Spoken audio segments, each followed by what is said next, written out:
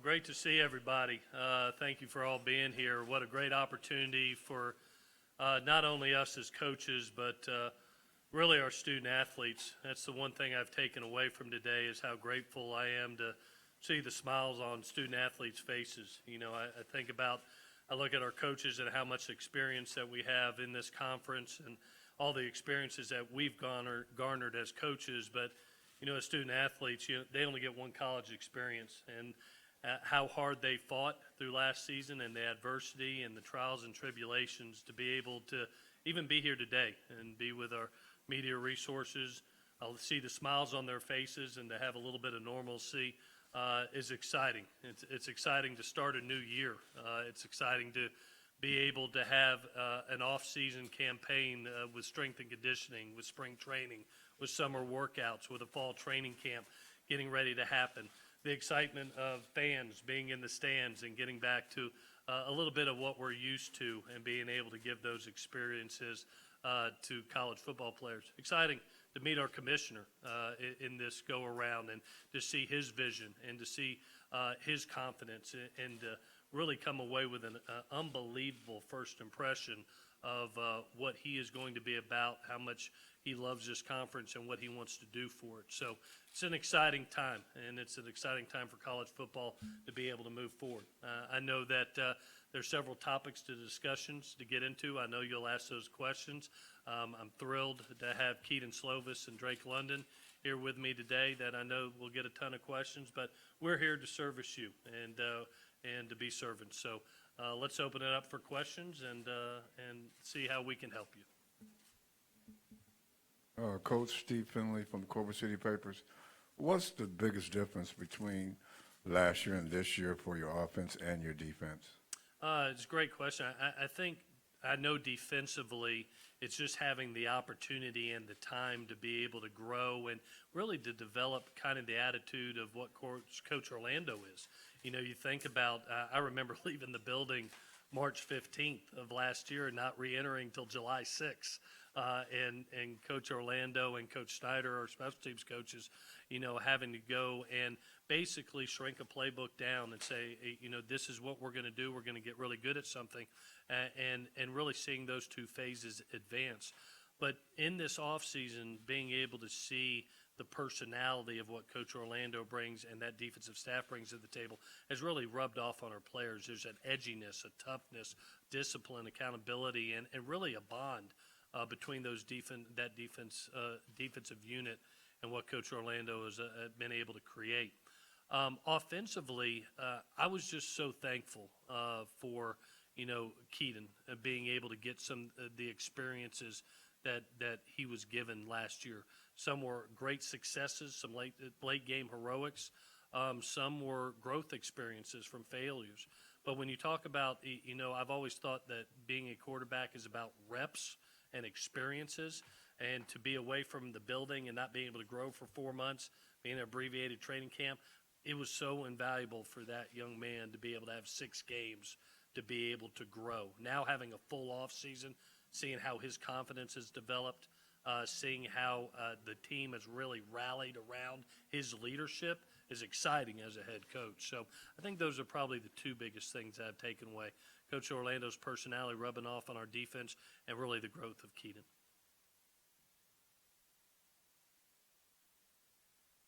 Hey, Clay. Ryan Cartier, LA Times. In terms of the vaccine, what's been your message to players over the course of this offseason, and how do you feel like that message has been received by the locker room? Yeah, definitely. Thanks for the question, Ryan. You know, one, I'm immensely grateful and thankful to USC through this last year and a half as we went through the pandemic.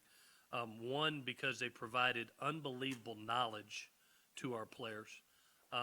Two, they answered questions, not only to the players, but to parents with different webinars. It's not every once in a while discussions, it's everyday discussions, weekly discussions amongst administrators, coaching staffs, our medical professionals at USC. And what that garnered, I think, was a high level of trust as we went through this process. And as we've gone through now the vaccination process, I think it's produced tremendous results for our team. You look at a team that's over 90% vaccinated, all its position coaches vaccinated, all its operations staff vaccinated, basically over 110 men that are ready to go to camp. Now, obviously, USC has garnered opportunities. There's waivers that out there, religious and medical waivers that we're still waiting on. But I think that trust and respect and time that USC and resources that USC has given has really put our university and our team in a great position moving to the 21 season. Where does everything stand health-wise going into training camp? Yeah, Antonio, we're about 9 days away from training camp. I think we're in really good position. There's still some, as you go through a really hard summer strength and conditioning program, sometimes you'll have tweaks of some soft tissue. We've got a couple of those, not many. I think as you come out, which I can't wait, our media is for the first 14 days of practice, coming out to all practices and be a part of. I think that you're going to get a great feel for where we're at. I like where we're at right now. My prayer is that training camp we stay healthy, but I think we're in really good position right now walking in, especially with our numbers and our depth at all positions. So I think we're in a position to have walking in a very successful. Hopefully we'll be able to sustain that throughout training camp. Thanks for the question.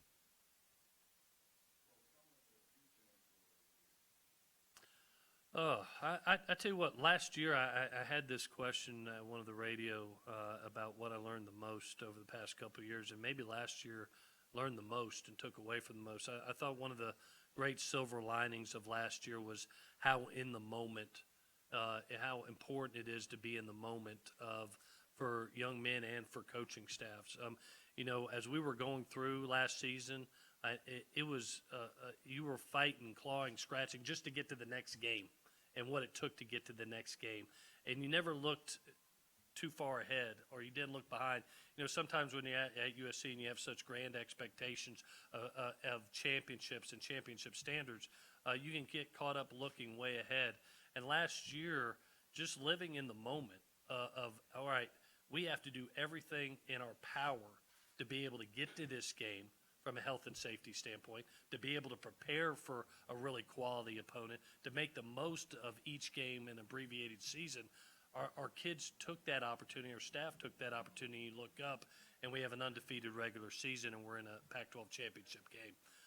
So that mentality is something that really hit home to me and really just hit me like a ton of bricks that I took away. Probably one of the better learning experiences that I've had as a coach or as a player was last season. And that was definitely a silver lining for me, is how important it is to be in the moment as a coach within a season.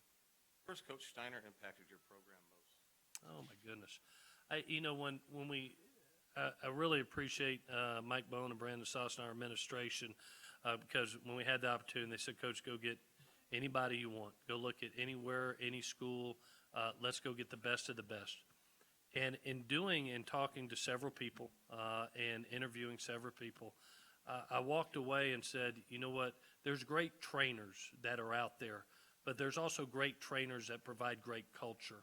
And as a head coach, you realize that your training staff is with your players as much, if not more, than your position coaches and you as a head coach. An 8-week spring cycle, an 8-week summer cycle. And it's not just about being a great trainer, it's about providing a great culture and a great culture system. And that's what Bobby, Coach Steiner, created for us and really hit home for us, him and his staff. The staff that he put together are comprised with former, own head strength coaches of himself, being able to bring in a return-to-play specialist in Ian Burris, a former head strength coach in Chad Smith. It's something that I think we're really strong in that area, and under Bobby's leadership, we have made tremendous strides as a team and a culture under his leadership.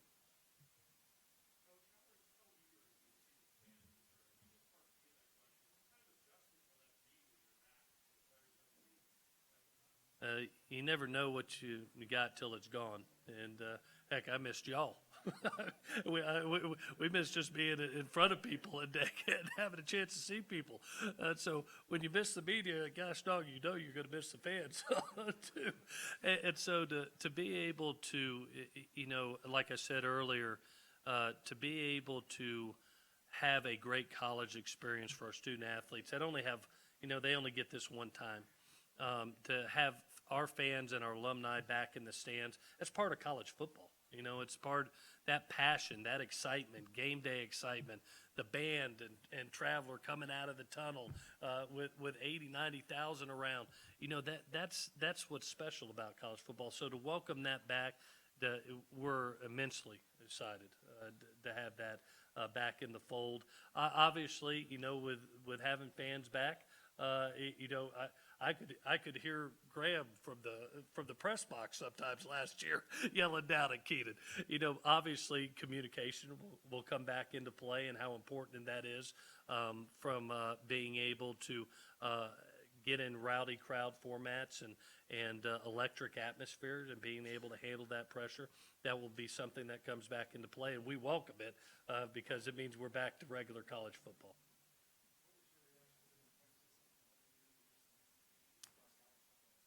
Yeah, I've been a college football coach for 26 years, and so teams going to other conferences. I remember the old Southwest Conference, being at the University of Houston, and changes are always made, and teams are coming into other conferences.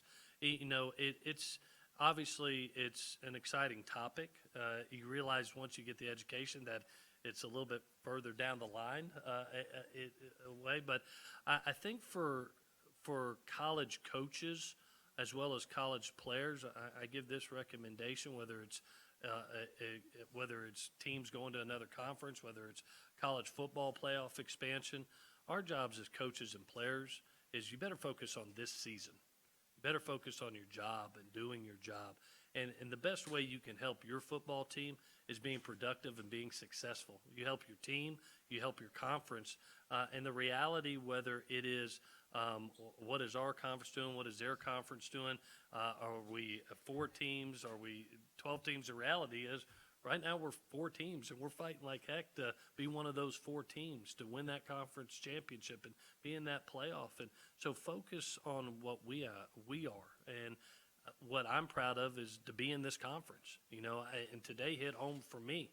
I look at the coaches that are leading these programs, and I look at the quality of talent of men as the players that I've seen today, and you go, wow, these are special people, and to see the competitiveness of our league, and now to see George come in and that leadership and that excitement, to hear other teams just like going, wow, we want to be a part of this. We own the Mountain and West time zones with this conference. To see where this conference is trending to and what it can be is exciting. So, what we have to do as coaches and as players is live in the now and do our job and produce championships now. Clay, you talked about using the full 25 practices to settle the backup quarterback position. Can you kind of break down what are the boxes that those guys are going to have to check, especially considering they're both freshmen at this point? Yeah, definitely. It reminds me a little bit of, I remember when Keaton was coming in as a freshman. One, we have a huge advantage because both Miller and Jackson were midterm graduates. They've been with us through an off season and through training camps. Keaton was that way.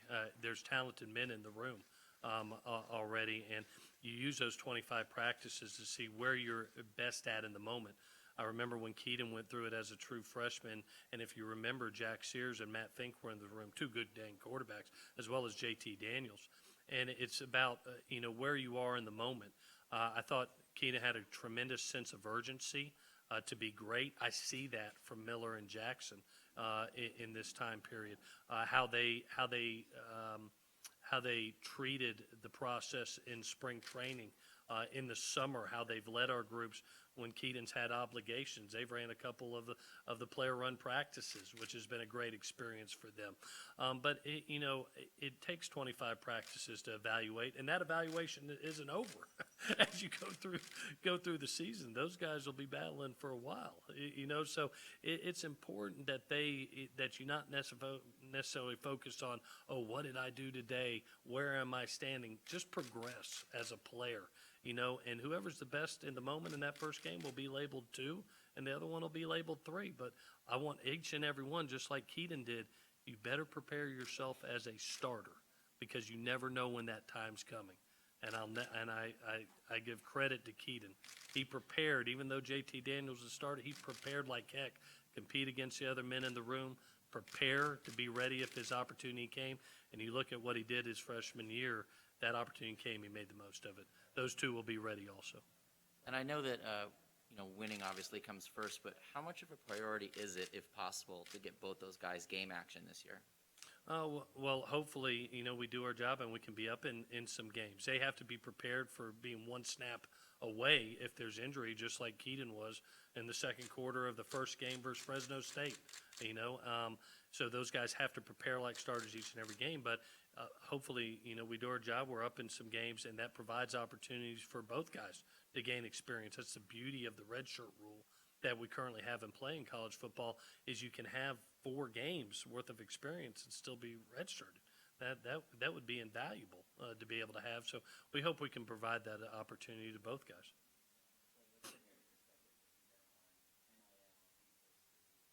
Yeah,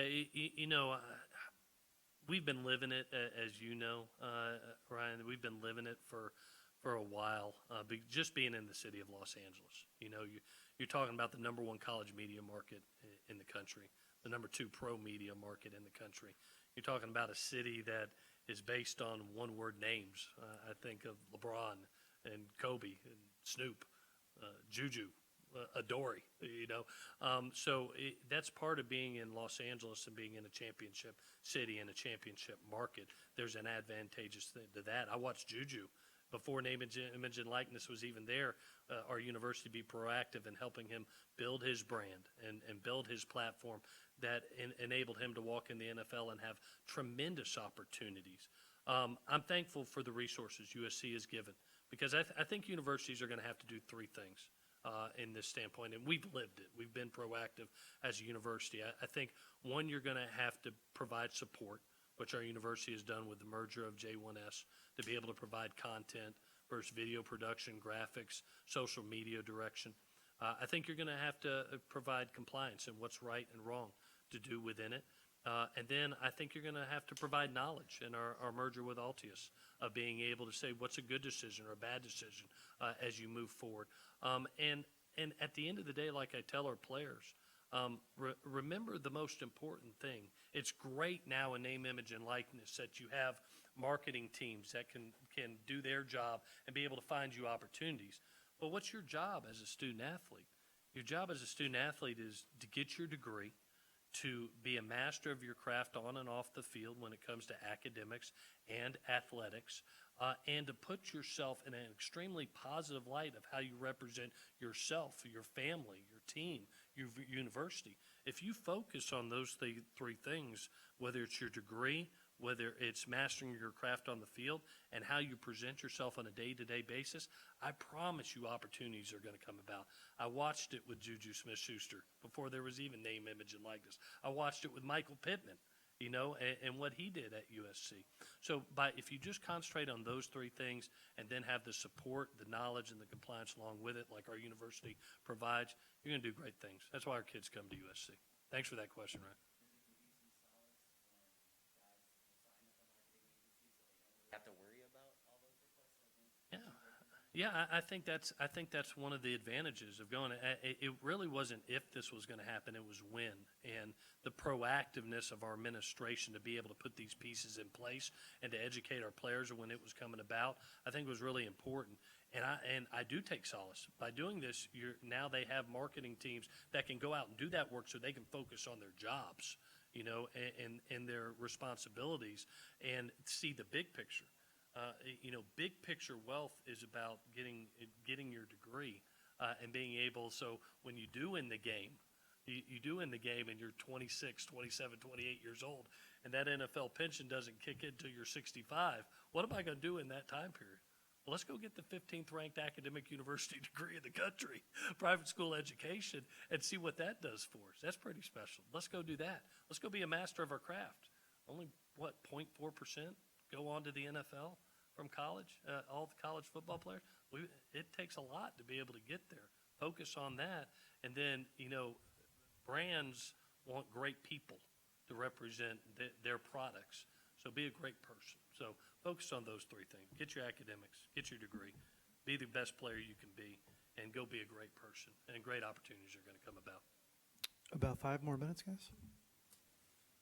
Hey, Coach. Owen Kaminsky, right for Cal. Yeah. I happened to catch a glimpse of you and Coach Justin Wilcox chatting earlier this Yeah. morning for a while. Tell us about your time working together and what you think of what Coach Wilcox has done with his Cal team. Man, what a great job Coach has done. To be able to come in there. I've always respected him so much as a defensive coach and his knowledge on the defensive side of the ball. But to see his leadership at Cal, you always knew he was a great leader. And to see his leadership at Cal and what he's done with his players, they're hard to go against. Great things are on the horizon for them. It's good to see him. He's a fellow fisherman like me, so we got caught up about our fishing adventures this summer and how our teams are doing. He's a friend. Obviously, has been a colleague. We've worked together and got a lot of respect for what he's doing at Cal right now. Thank you. Thank you. Coach Clay, Fredo Cervantes here within the front row. Over the last 4 seasons here for USC, the defense has allowed about 80 touchdown receptions. What are you looking to do, and what kind of adjustments do you look into possibly improving that? Well, one adjustment we made was Todd Orlando, and Todd got 6 games last year, and you saw the improvement of our defense. I thought they did an amazing job. I think his introduction of some nickel and dime packages, which I think are extremely important in today's time. You look at the amount of spread offenses that are going across the country, whether it's 10 or 11 personnel. It's so imperative that your defensive systems are now multiple, especially against these spread passing offenses. So when I look up and you see the ability of a Coach Orlando to bring his system in that could be odd front, can be 4 down front, that can have drop 8, can hide both zone pressures, man pressures, be able to fool quarterbacks. It's so important to be able to have those nickel and dime packages to be able to slow down passing attacks, and that's what he brought to the table. You saw the improvement over just a 6-game period of time with our defense, and that was in a 3-week period training camp only. I look forward to see now, after a year of investment of his knowledge and tutelage, where it goes to. And last question here, Clay. For a successful year for USC, of course, there hasn't been that many over the last few years. What do you think has to be the key thing in order for you guys to be successful this year? Hey, the beauty of that question is I love USC because you know what the standard is? What was that? Championships. You can be at USC and win every game but one. And if it's the last one, it's looked at as a bad season. That's being at a special place. You can have an undefeated regular season and win a Pac-12 championship game, and everybody's sad. That's a special place to be. So when you're at a place that's won 11 national championships, you know the standard of excellence, and you know what's demanded, and we welcome that. We welcome it as players. We welcome it as coaches. That's why we all came to USC. Our job right now is to get back to that championship game and to win that game. Because we know when we win that game, it opens the doors to the playoff and the national championship opportunities. So, that mentality I talked about earlier of going into each and every game, trying to be 1-0, getting back to that championship game, winning that game, and opening those doors, that's what USC is about. Other programs may have other standards. It's not what we're about here. And that's the beauty of USC, is not only being in that championship game, but winning it. And that's why we work so hard at what we do to be back there and to win it. Thanks for that question. No problem. Thank you, Clay. Thank you. Time for one more. Hi, Clay. Nick Selby with with Sports Illustrated.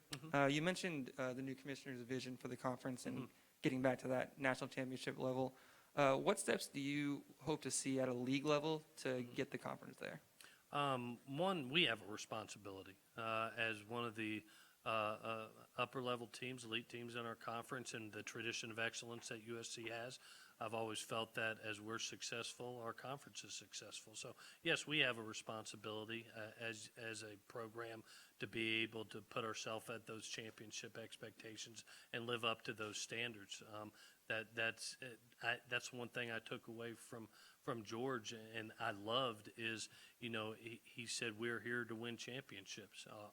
Our conference as a football program is here to win championships, and the conference is going to support us and those teams that put themselves in those positions to help them get there. And to be able to hear that enthusiasm was exciting as a coach. To hear some of his vision of where he sees us progressing to as a conference is exciting. But we also know that being at USC, to have this league and how ultra competitive is, not only do you have to manage that 9-game conference schedule, you have to be successful outside of conference. What a great schedule we have. How about at Notre Dame? Get to play BYU and San Jose State, 3 top 25 teams from last year. So be successful within our conference, have a great non-conference success story, and that's going to open up some great opportunities and really provide some great success for our conference also. Thank you. Thank you. All right, thank you, Coach. All righty. Thank you, guys. Appreciate it.